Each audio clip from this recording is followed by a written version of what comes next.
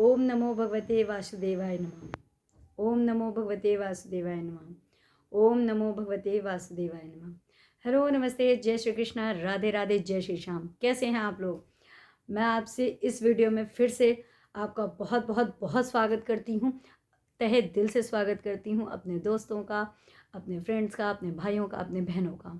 उम्मीद है आप लोग बहुत अच्छे होंगे, एक दूसरे का ख्याल रख रहे होंगे और एक दूसरे की हेल्प भी कर रहे होंगे। मुझे ऐसा लगता है कि जब मैं बहुत बेटर फील कर रही हूँ तो शायद मुझसे मिलने के बाद, मुझसे जुड़ने के बाद आप भी बहुत अच्छा फील कर रहे होंगे। अपने चारों ओर एक पॉजिटिविटी को महसूस कर रहे होंगे। एक पॉजिटिविटी आपके चारों ओर होगी। आज मैं बात करने वाली हूँ इस वीडियो में स्पेशली सोमवती अमावस्या के बारे में, जो कि 14 दिसंबर को आने वाली है, 14 दिसंबर 2020 में। साल के जाते जाते ये लास्ट अमावस्या है जिसके बारे में मैं आपको बताने वाली हूँ। तो यह इस सोमवार से युक्त अमावस्या जो होती है वो सोमवती अमावस्या कहलाती है। सोमवार और अमावस्या का योग भी साल में कभी कभी ही होता है, ठीक है। इस दिन शिव जी की पूजा करनी चाहिए, आराधना करनी चाहिए, जप करना चाहिए, अनुष्ठान करना चाहिए और पूजा आदि करने का बहुत बड़ा फल मिलता है। हजारों करोड़ों यज्ञ करने से जितना फल प्राप्त होता है वह आपको सोमवती अमावस्या में शिव जी की आराधना, शिव जी की पूजा, शिव जी की उपासना करने से मिल जाता है। इसके अलावा आप सोमवार से इस दिन सोमेश्वर मीन्स दैट सोमनाथ जी जो गुजरात में स्थित हैं, उनके दर्शन करने मात्र से ही करोड़ों करोड़ों करोड़ों पापों का नाश हो जाता है और आपको बहुत बहुत बहुत पुण्य का फल प्राप्त होता है। आपको बता दूं कि सोमवती अमावस्या के पर्व कहाँ कहाँ पर मनाए जाते हैं। हरिद्वार, वाराणसी, गया जी, पुष्कर, प्रयागराज, इन जगहों पर सोमवती अमावस्या को लोग स्नान करते हैं, भक्ति करते हैं, आराधना करते हैं और बहुत बहुत सुख की प्राप्ति करते हैं। अपने पुण्य के जो टैग भर रहे हैं ना, पुण्य के जो उनका एक दो पात्र होते हैं ना, एक पाप का, एक पुण्य का। तो जो पुण्य के हैं वो जब पात्र थोड़ा इंक्रीज होता है तो पाप का जो पात्र होता है उसमें पाप थोड़े कम हो जाते हैं। इसके उपरांत यदि सोमवती अमावस्या में यदि चंद्रमा का योग किसी नक्षत्र में बनता है, जैसे कृतिका, पुनर्वसु और अश्विन नक्षत्र, इनमें से किसी भी नक्षत्र में चंद्रमा संचरित होते हैं, योग बनता है, तो उसमें जो भी ऑर्गेनिक, जो भी जैसे आप जो भी आयुर्वेदिक दवाइयाँ हैं जो बनाई जाती हैं, बना कर दी जाती हैं, चाहे आपकी फिज़िकल प्रॉब्लम हो या आपको मेंटली प्रॉब्लम हो, कोई भी किसी भी प्रकार के आप दर्द से पीड़ा से ग्रसित हो रहे हों, तो उसमें बहुत लाभकारी होती है। मुमकिन नहीं होता है कि आयुर्वेदिक दवा आप घर पे बनाइए या आप घर पे इन इतनी चीज़ों का कर सकते हैं। लेकिन हाँ, जब आपको पता है कि आपको किस चीज़ से प्रॉब्लम है तो आप उस दवा को बाहर से ला सकते हैं। इस चीज़ में आपको बहुत बहुत बहुत फ़ायदा होता है।